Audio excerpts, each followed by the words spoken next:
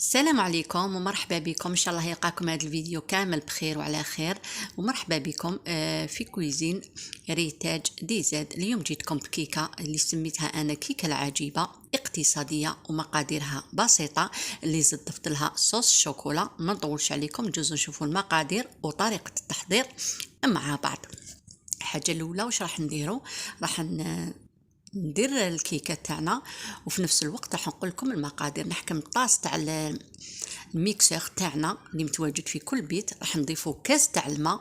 كاس تاع الماء يكون دافي عادي، ما يكونش مسخن، عادي دافي من الحنفيه. نزيدو نضيفو له كاس تاع نص كاس تاع الزيت، كاس تاع الماء ونص كاس تاع الزيت. راح نزيدو نضيفو له كاس يكون معمر تاع سكر كلاصي. اللي ما كانش متوفر عندها تقدر دير السكر العادي، ماشي مشكل، راح تعطيها نفس النتيجه. زيدو نضيفو زوج مغارف تاع الكاكاو. من الاحسن تخيروا الكاكاو النوعيه المليحه، راح تعطيكم ذوق ما شاء الله، ويجيكم كيكه رائعه. هنايا نحكموا البراميكسر تاعنا، نخلطوا كامل هاد السوائل ولي زانغريديون اللي ضفناهم مع بعض حتى ندوب معنا كامل هذاك السكر، ونتحصلوا على خليط يكون متجانس. هاد الكيكه كما قلت لكم خياتي كيكه رائعه بحبه بيض، وراح تعطيكم حجم عائلي وتجي البنه ولا اروع. احنا تحصلنا على هذا القوام السائل، درنا كامل لي زانغريديون اللي شفتوهم مع بعض. دوك نحكم ان ريسيبيون ونفرغ الخليط تاعي. كما راكم تلاحظوا تمتم توجد، ما فيهاش مقادير وما تكلفش، اي وحده تقدر ديرها. دوكا راح ندير قدامكم زوج كيسان تاع الفارينه. زوج كيسان تاع الفارينه، انا الفارينه تاعي راني مغربلتها من قبل. نضيف الكاس الاول، نزيد نضيف الكاس الثاني. ما نستعملوا لا باتيغ لا بيترا، غير بالفوي هذا مكان. وراح نتحصلوا كما قلت لكم خياتي، نقول لكم ونعاود كيكه رائعه. هنايا راني ضفت زوج كيسان تاع الفارينه، راح نضيف لها كيس خميره تاع الحلوى. نديرو في الصفايه هكذايا باش ما تجينيش هذوك الحبيبات، مع ملعقه صغيره تاع لافاني. واللي ما عندهاش ملعقه تاع لافاني تكتفي بالذوق تاع الكاكاو، تاني راه فيه ريحه ما شاء الله ويمدلك طعم رائع. نخلطوا كامل هاد المقادير حتى نتحصلوا على قوام يكون ثقيل، ما يكونش خفيف. هذا هو القوام اللي راح نتحصلوا عليه. دوك راح نزيد نضيف كاس غير ربع تاع الحليب، يكون دافي ما يكونش بارد، ونبداو نضيفو فيه غير بالعقل حتى نتحصلوا على خليط يكون شويه سائل. احنا هاد الكيكه مش راح نطيبوها كما متعودين لازم تسخني الفرن من سبق. لا لا، لازم تدخلي البلاط تاعك بعد ما تفرغي الخليط، دخليه للفرن وهو بارد، وتشعليه على نار متوسطه ويطيب براحته. هذا هو القوام اللي نتحصلوا عليه. هنايا عندي البلا اللي راح يدخل للفرن، كنت دهنته بشويه زبده. الا ما كانتش متوفره عندكم الزبده تقدري تدهني غير بشويه زيت وترشي عليه شويه فرينه.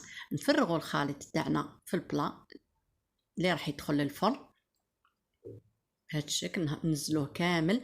واللي عندها مول يكون صغير عليه تاني راح تجيها كيكه تجيها طالعه شويه. انا فضلت نديرها في هذا باش تعطيني كميه مليحه، ما نحبهاش تكون خشينه بزاف. تجينا كيما البراونيز تجي ما شاء الله. ان شاء الله راح تجربوها وتعجبكم. دوك ندخلها للفرن وهو بارد، ونشعل على نار متوسطه وتطيب براحتها. هنا نجوزو نديرو الصوص تاع الشوكولا، نديروها مع بعض. هنايا حكمت الطاس تاع البغا، درنا فيه زوج مغارف تاع الكاكاو وكاس سكر كلاصي. كما قلت لكم خياتي العزاز، اللي ما عندها السكر كلاصي تقدر تعوضو بالسكر عادي. هنا عندي فنجان تاع لاتاي زيت المائده. نزيدو نضيفو كاس تاع لاتاي حليب غير بالتدريج، ما نديروهش دفعه واحده، ونطلعوه بالبرا. راح تعطينا صوص شوكولا ولا اروع، تجي بنينه بالبزاف. كيما تقدري دوبي علبه تاع الشوكولا وتزيديها معاها سينو علبه كريم ديسير تاع الشوكولا، تاني راح يمد لها طعم رائع. نبداو نطلعو فيها غير بالعقل. في الاول تبان لكم راهي جاريه، مي كملوا طلعوا بالبغا حتى تبدا تعقد معاكم، تعطيكم قوام ثقيل وتجي فيها لا بريونس. انا متعوده عليها، نغلف بها الكيكات، نديرها من الفوق تجي طعم هايل. نبداو نطلعوا كما راكم تلاحظوا خياتي. وبالمناسبة نشكر كامل المشتركات الجدد، نقول لهم مرحبا بكم، وفعلوا زر الجرس والاشتراك باش يلحقكم كل ما هو جديد من عندي إن شاء الله. بإذن الله نديروا كل ما هو سهل واقتصادي ويناسب كل الطبقات. هنايا راني بدات تتقال معايا كما راكم تلاحظوا. دوك واش راح ندير، تشوفوا القوام تاعها جاي ثقيل. دوك نزيد نوريها لكم باش تبان لكم مليح.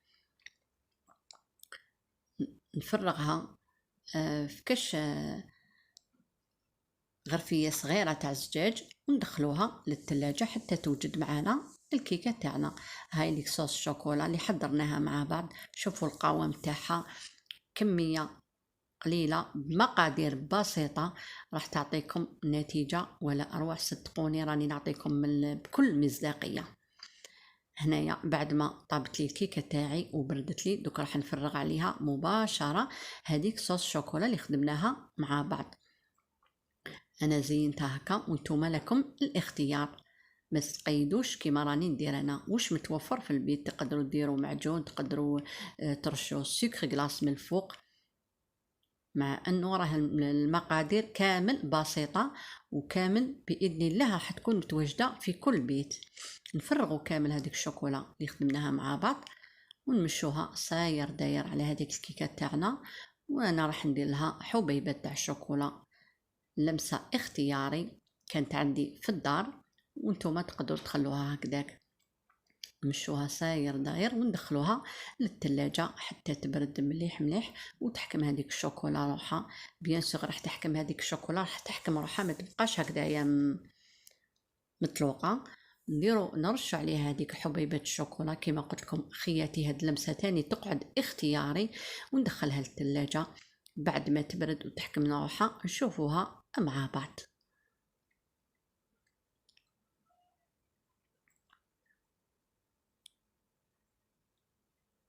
كل مقادير بسيطة خياتي العزاز. نقول لكم راح تحضروا كيكة ما شاء الله تشربوا بها القهوة نتوما والعائلة، نتوما وولادكم فرحوهم بأبسط المقادير. حبة بيض راح تعطيك كيكة حجم عائلي، وإن شاء الله ديروها وتعجبكم.